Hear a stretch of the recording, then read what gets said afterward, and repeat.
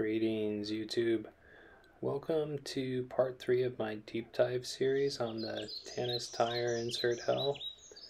In this video we are going to try, we're not going to try, I'm going to demonstrate how to true the back wheel. So that's when we adjust the spoke tension so that the rim of the wheel is perfectly balanced and doesn't wobble from side to side at all. And that is how we can definitively demonstrate that the insert is causing this wheel to wobble. If you've never trued a wheel before, this is a pretty cool process. I went ahead and bought this wheel truing machine for about $50 on Amazon. It's definitely not the best one. However, it will get the job done, and you should be able to get your wheel trued within a millimeter of side to side with this product. So overall it was good enough. And I'll put a link to the product in the description below so that you can use it to purchase this true stand if you're in a situation like I am, where you need to true a wheel rim. Alrighty, now that we got our wheel on our truing stand, we're using some clamps to just kind of hold the mechanism a little bit better. We can start spinning it to see if there's any bend in the wheel.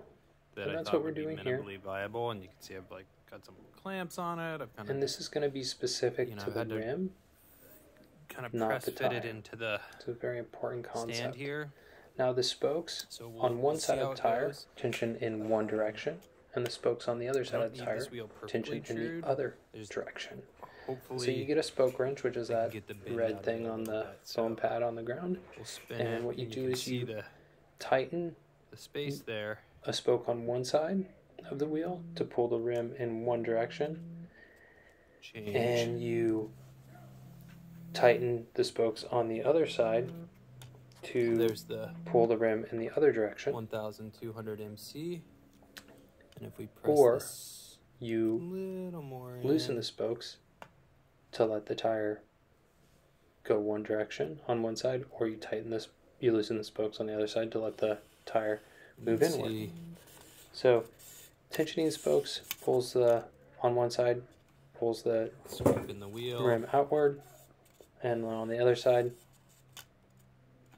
loosening them on that same side, pulls it inward. Right there. On the other side, the reverse is true. So it's a little confusing saying it verbally.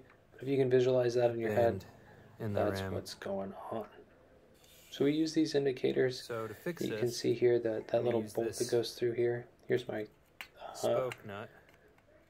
Spoke tighten and loosen tensioning tool. Spokes. See if we can get this to see where the rim is out of true.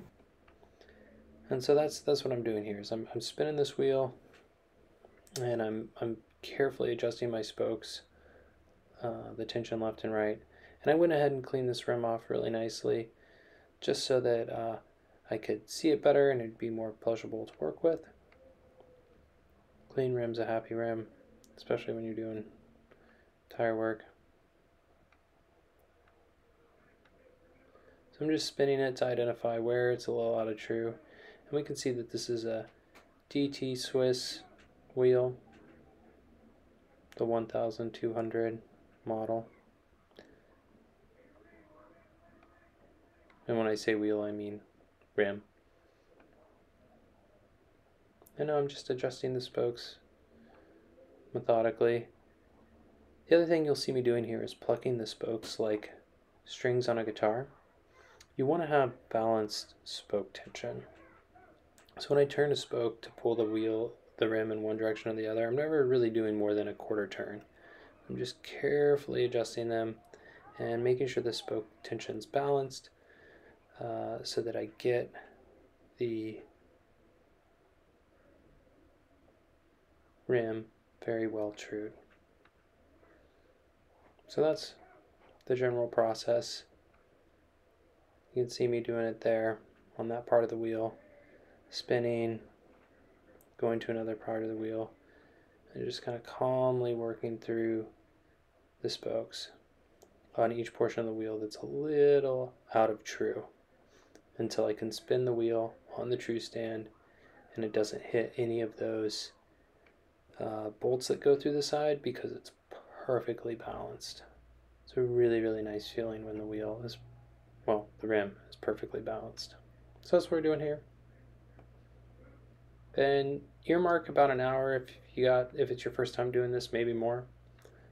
And if you're assembling a wheel, it might even take longer. So just be patient with the process and enjoy your time in your shop working on your bike. It's a pretty fun thing to do, in my opinion.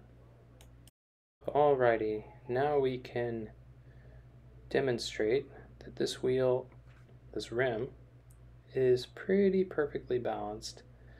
You can see that when we spin it in a circle and it travels its circumference around that marker there, that it's within a millimeter of our indicator.